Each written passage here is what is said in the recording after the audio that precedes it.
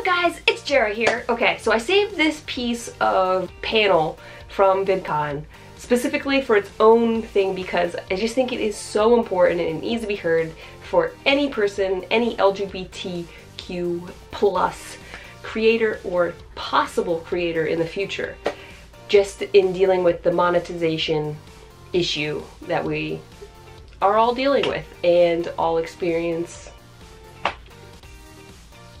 from, you know what I mean?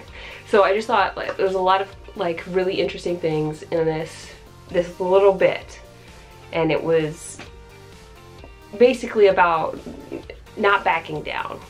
So I'm going to play the clip here, and I hope you like this video. If you do, be sure to give it a thumbs up after you watch it, okay?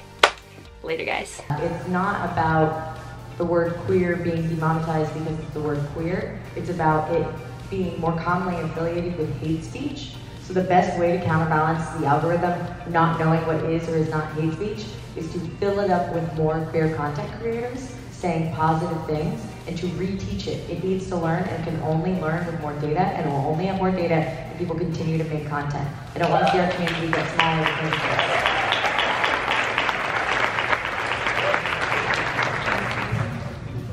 I'm also working with YouTube directly and trying to fix these things, but I only get frustrated in that, so I try really hard.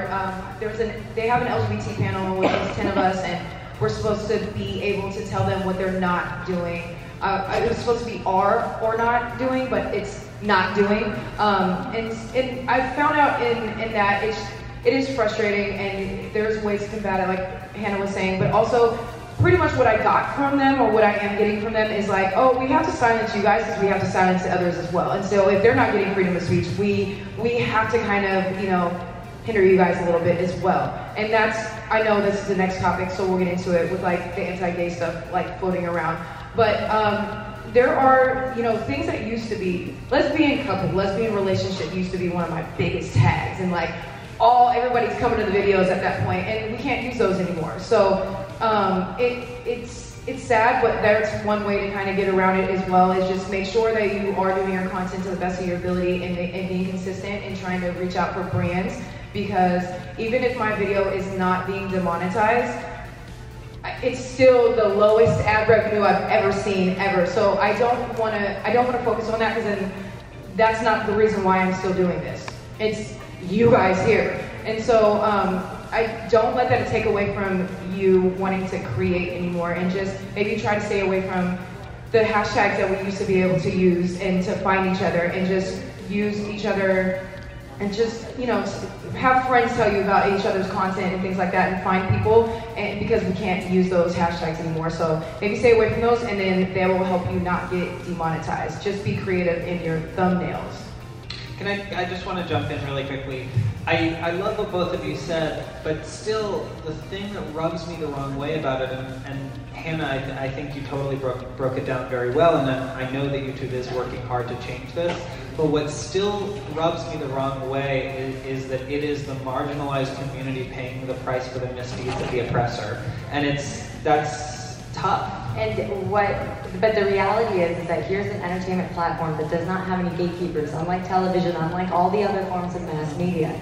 And so the reality is that the oppressors, YouTube has become a mainstream affair. It is now more inundated than it's ever been before. Ad revenue is now more affected than it's ever been before. So if we want it to grow in the way that our community needs to be represented by it, we have to continue to participate in it. And if we are, it is a much larger scale, and the best thing to do is to just remain and not walk away. Does that make sense? Yeah, man. But they're telling you to stay away from it because it hasn't caught up yet. So like, I have been tagging all my stuff with LGBT, queer, etc., because I want us to continue to use it, because we can't shift the curve unless we are shifting the curve. I mean, to be fair, not every video, you know, is lesbians watch Ellen. Lesbians hold microphones. I don't know. It sounds really good, right? But yeah, no, I think that like I really think that it is just about reteaching the machine, and it can't learn without data, and data can't be created without content, and content is where we are. I mean, we don't want this room to get any smaller. We need to continue to have a space on the internet. Yeah. I love that. I think it's tricky though, and it reminds me of my friends who are smaller creators, who don't have opportunities, who are full-time YouTubers but smaller creators, so they don't have like hookups or opportunities for brand deals and things like that. So like, I have a buddy, Chase, he's a he's a full-time YouTuber, and 99% of his videos are demonetized. He uploaded 2 videos, and YouTube won't let you upload 2 of the same video, so he added 1 second of blank space at the end of it. In one video, he didn't even make them public. In one video, he wrote trans. In the other video, he wrote question mark, question mark, question mark. Guess which one was monetized, and guess which one was demonetized. So the only way for Chase to make money is to avoid certain things, and it stinks because it's almost not a choice. It's not like a choice he can bravely make to resist, which is super, like, I love that idea, but it's his livelihood. So it's like, it's this tricky balance, and it's this hard place that a lot of us are put in, where it's like, can I afford to resist? Can I afford advocacy? Or do I have to eat groceries, you know?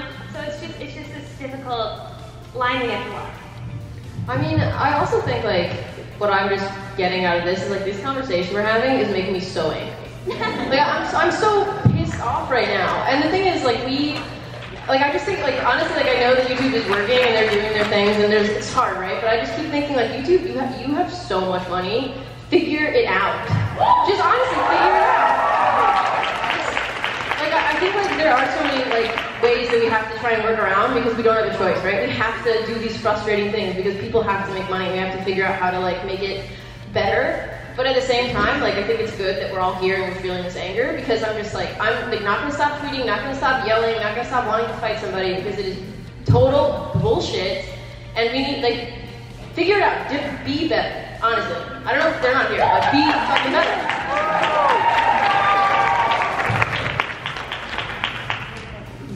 I just wanted to take a second to respond, Ash, to what you said, because I guess that as someone who, YouTube is not the only platform to have a livelihood, and AdSense was never enough to sustain. I made $200 a month, maybe, like when I was doing great in my first year.